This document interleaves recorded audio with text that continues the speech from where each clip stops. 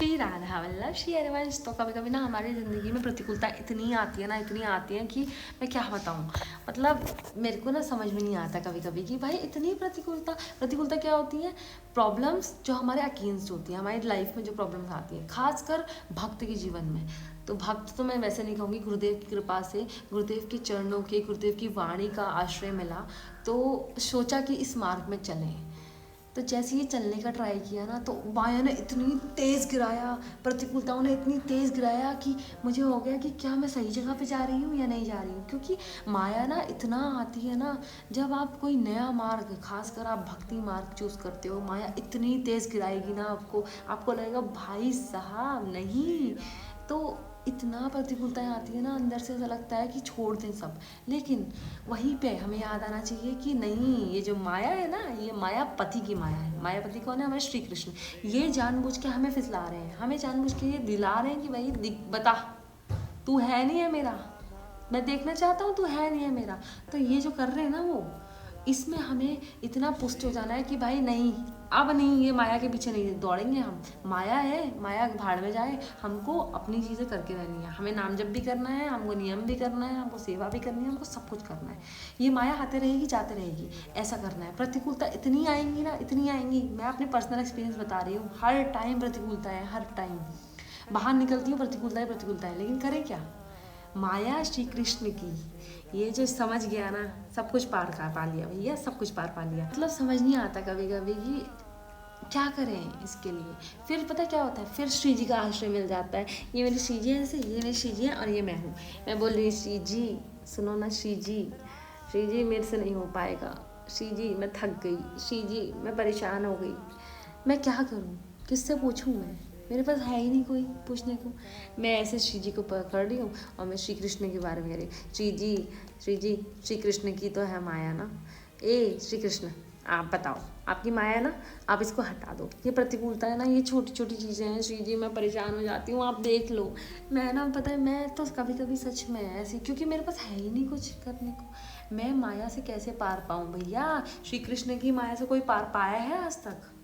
सबको गिरा देती है। बड़े बड़े गुरुदेव कहते हैं, बड़े बड़े ऋषि मुनियों को ऐसे गिरा देती है माया, अपने कामना में, अपने कंचन कीर्ति, हर चीज़ में फंसा देती है। या तो आपको पैसे का लोभ हो जाएगा, या आपको काम आ जाएगा, या आपको हज़ार चीज़ें कुछ ना कुछ हो जाएंगी, या आपको भोग का हो जाएगा, कुछ ना कुछ होगा। तो यार, जब तक मैं श्री जी की शरण नहीं लूँगी ना, तब तक कुछ नहीं होने वाला। मैं आपसे भी कहूँगी, जब तक आप श्री कृष्ण की और श्री जी की शरण नहीं लोगे ना, राधा रानी की शरण नहीं लोगे ना, तो तब तक कुछ नहीं होने वाला। तो मैं अपनी श्री जी के साथ ऐसे रहती हूँ। मेरी श्री जी मेरी बात सुन लो श्री जी। क्योंकि हम किससे कहें? मैं मानती हूँ हमें कामना नहीं करनी चाहिए, पर हम हैं भी तो किससे कहें? हमारे पास है ही नहीं कोई। जब हमने उस मार्ग को चुना है तो हमारे लिए तो सिर्फ वही है ना। अभी क्या होगा, अब प्रतिकूलता जो आती है ना, वो हमें दूसरों से तोड़ देती है। मतलब हमारे सारे रिश्ते नाते सब कुछ हमसे बात नहीं करेंगे, या हमसे ऐसे हो जाएंगे कि बहुत कुछ बुरा लगता है, बहुत बुरा लगता है, ऐसे टूट जाते हैं रिश्ते। बहुत कम बात होने लग जाती है, बहुत मतलब की बात होती है। क्या करें? मतलब वो हो ही जाता है ऑटोमेटिक ही। ऐसा हो जाता है कि रिश्तों से मतलब बात करनी है लोगों से, लेकिन हमें प्रपंच की बात भी नहीं करनी।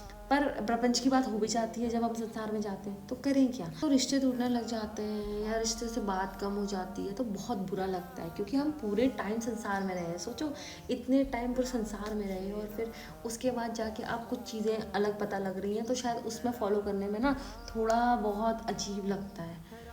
पर हमें ना एक्सेप्ट करना पड़ता है, क्योंकि भक्त का जीवन होता ही ऐसा है। भक्त के जीवन में ये सब होगा।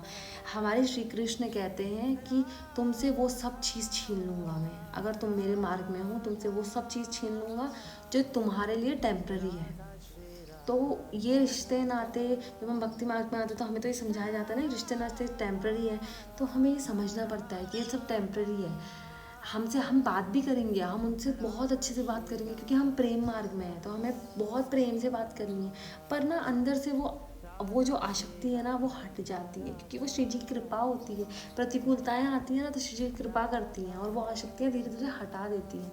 और कभी कभी लगता है कि श्री जी बहुत कृपा करती हैं, बहुत कृपा करती हैं, तो हमें उनके बस आश्रित रहना है। इतने आश्रित रहना है, क्योंकि ये मायापति के माया जो है ना, इस पर हम पार नहीं पा सकते, कुछ भी कर लो। हमें बस आश्रित हो जाना है। अगर हम आश्रित हो जाएंगे ना, तो ये चीज़ें चुटकियों में गायब कर देंगे, चुटकियों में। बस हमें ये समझते रहना है। और बस यही भाव आ रहा था कि कभी तो यह मायापति की माया हमें परास्त नहीं करेगी, क्योंकि हम श्री जी के चरणों में हैं और हमें ठसक में रहना है, क्योंकि हमारी माई श्यामा जी को राज, और हमें ठसक में ऐसे रहना है कि भाई हमारी श्री जी अब सब देख लेंगी, अब कोई दिक्कत की बात नहीं है, जाओ जाओ हमारी श्री जी देख लेंगी, जाओ माया चलो देख लो, ऐसा कहना है। तो हमें बस इस ठसक में रहना है, बस अपने श्री जी को बनाते रहना है, श्री जी से बात करनी है, श्री जी को लाड करना है और अपनी श्री जी अपने पास रखनी है। इसी के साथ नाम जप करते रहना है, राधा वल्लभ श्री हरिवंश।